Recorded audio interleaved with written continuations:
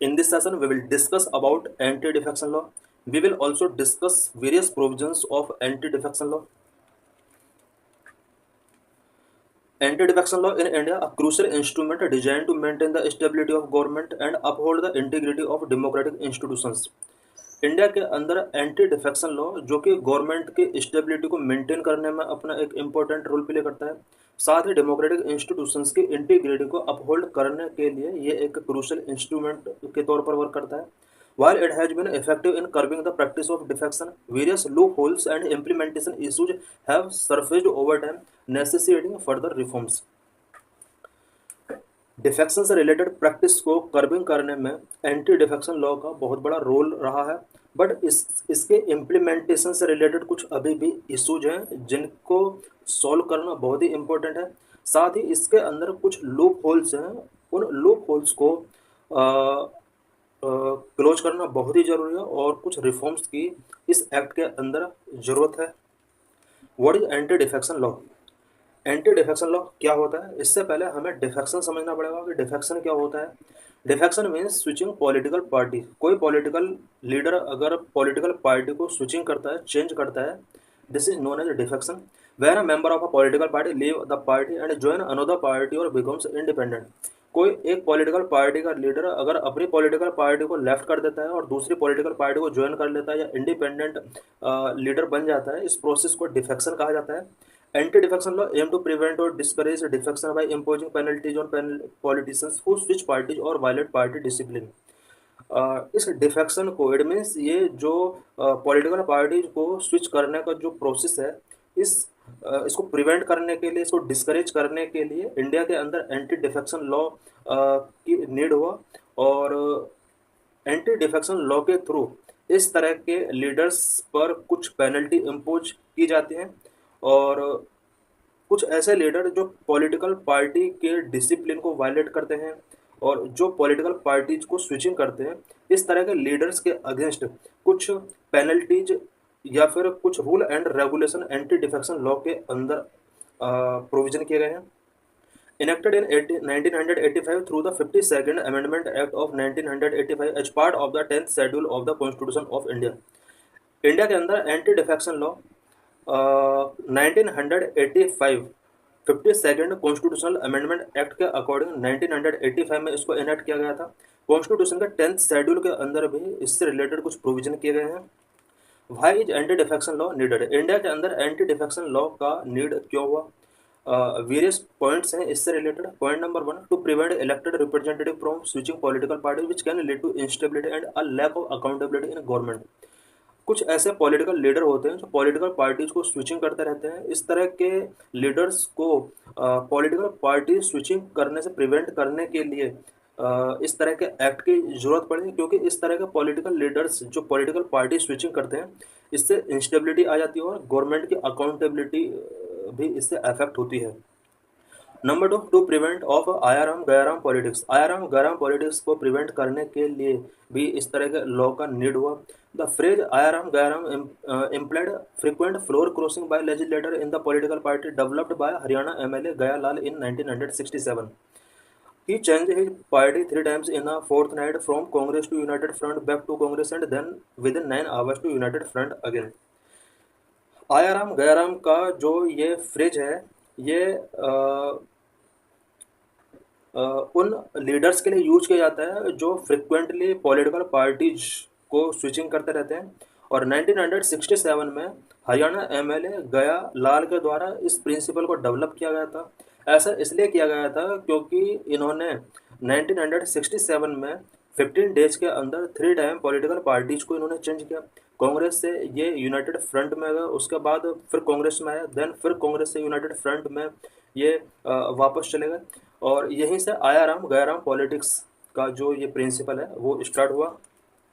Number 3, curbing money power. It has become important to curb the corrupting influence of money and power of politics, because India के politics पर money and power का influence बहुत ज़्यादा है. इसको prevent करने के लिए एक लॉ की नीड हुई और इस तरह का जो इंडिया के अंदर एंटी डिफेक्शन लॉ है वो कहीं ना कहीं मनी एंड पावर पॉलिटिक्स को कहीं ना कहीं प्रिवेंट करता है.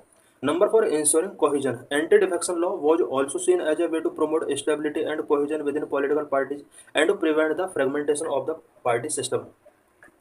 पॉलिटिकल पार्टीज के अंदर स्टेबिलिटी एंड कोहेजन को प्रमोट करने में एंटी डिफेक्शन लॉ का एक बहुत बड़ा रोल रहा है। साथ ही पार्टी सिस्टम के अंदर जो फ्रेगमेंटेशन होते हैं उसको प्रिवेंट करने में भी इस तरह के लॉ का बहुत बड़ा रोल रहा है। Number 5, loyalty and responsibility to make members of parliament more responsible and loyal to the political parties with whom they were aligned at the time of their election। Because parliament के members को अपने political parties के प्रति मोर loyal बनाने के लिए इस तरह के एक्ट का नीड हुआ। What are various provisions in anti defection law? Anti defection law के अंदर वेरियस प्रोविजंस क्या क्या है? नंबर 1, डिस्क्वालिफिकेशन से रिलेटेड क्या क्या प्रोविजन किए गए? A member of a house belonging to any political party becomes disqualified for being a member of house if he voluntary give up his membership of such a political party.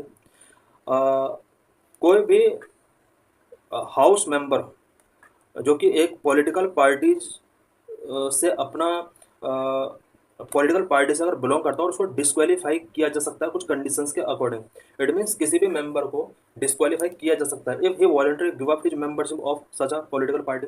अगर वो इस तरह political party से अपने आप को political party की membership को अगर गिव अप कर देता है तो उस केस में हाउस का मेंबर वो नहीं रहेगा। If a vote or abstain from voting in such house contrary to any direction issued by his political party.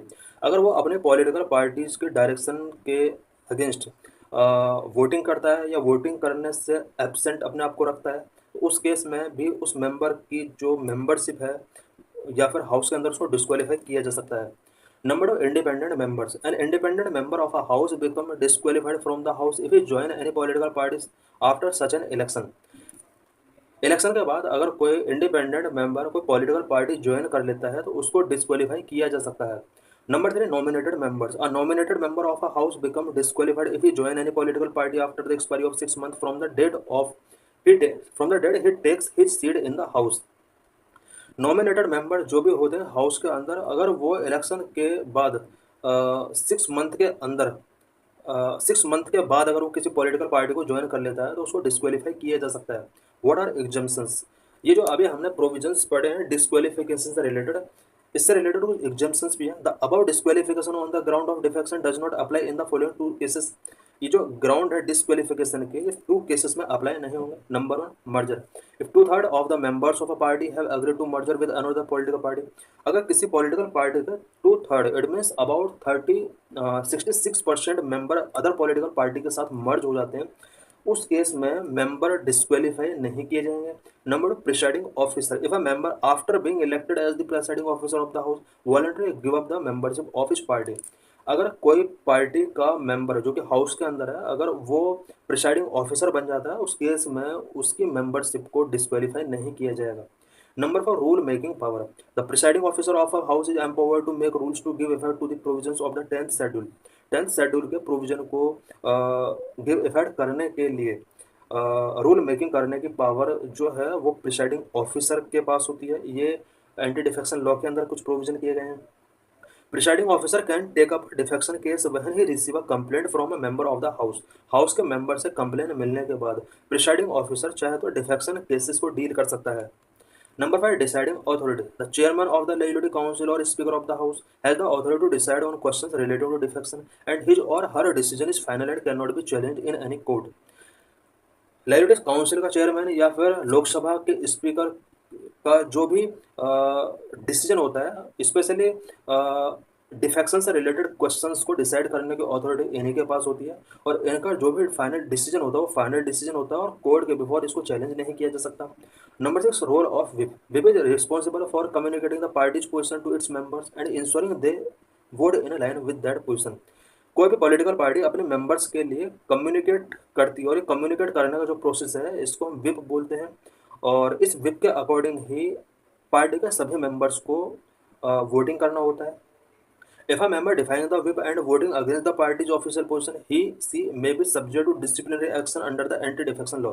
अगर कोई भी मेंबर पार्टी का उस पार्टी के विप के अगेंस्ट एक्ट करता है तो एंटी डिफेक्शन लॉ के अकॉर्डिंग उसको उसके अगेंस्ट डिसिप्लिनरी एक्शन टेकिंग किए जा सकते हैं।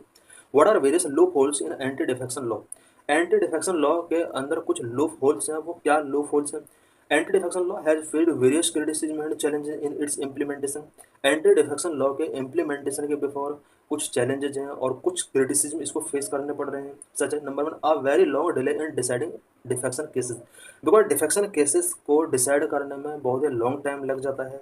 Number one, lack of transparency and issuance and communication of party whip. Party whip के इश्यूएंस में कम्युनिकेशन के बीच में कोई ट्रांसपेरेंसी नहीं है। Number three, court have been reluctant to intervene in defection cases.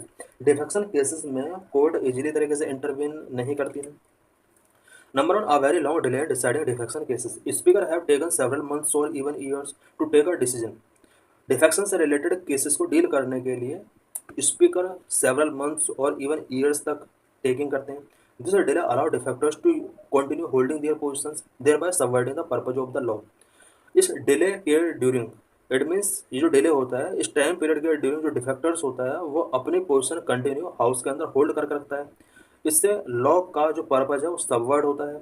The discretionary power vested in the speaker और chairman without any stipulated time frame for decision making has often been a point of content. Speaker या chairman को जो discretionary power मिला हुआ है इसका कोई time limit नहीं है और डिसीजन मेकिंग करने के लिए कोई टाइम फिक्स इसका होना चाहिए। Number two, lack of transparency in issuance and communication of party whip. Whip are essential instrument used by political parties to ensure discipline among their members, especially on crucial votes. अब whip जो होता है वो किसी भी political party के अंदर discipline ensure करने का एक असेंशियल इंस्ट्रूमेंट हो सकता है। बिकॉज कई बार पॉलिटिकल पार्टीज को अपने मेंबर को कलेक्ट करना और क्रूशियल वोट में पार्टिसिपेट कराने के लिए इन्हें कुछ नोटिस रिलीज करने होते हैं विप के through. When members are not adequately informed about the party's stance, this can lead to dispute, making it difficult to determine the legitimacy of defection cases.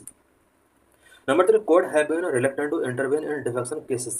Defection cases में court easily तरीके से intervene नहीं करना चाहती है। While the decisions of the speaker or chairman are subject to judicial review, the court have generally been reluctant to intervene in the defection cases, citing the need to respect the autonomy of the legislature. Speaker and chairman का जो decision होता है उसका judicial review हो सकता है court के through, but court generally defection cases में इंटरवीन नहीं करना चाहती है। उनका कहना होता है कि लेजिस्लेचर की ऑटोनॉमी होती है, उसका रिस्पेक्ट करना चाहिए। This has limited the scope of addressing potential abuse of power और इंश्योरिंग टाइमली रेजोल्यूशन। जिस तरह से कोर्ट इंटरवीन नहीं करती है ये कहीं ना कहीं इस तरह के इट मीन्स डिफेक्शन से रिलेटेड इश्यूज को टाइमली डील करने के लिए एक कहीं ना कहीं हर्डल है। कोर्ट को इंटरवीन करना चाहिए सो दैट डिफेक्शन से रिलेटेड केसेस को ट्रांसपेरेंट तरीके से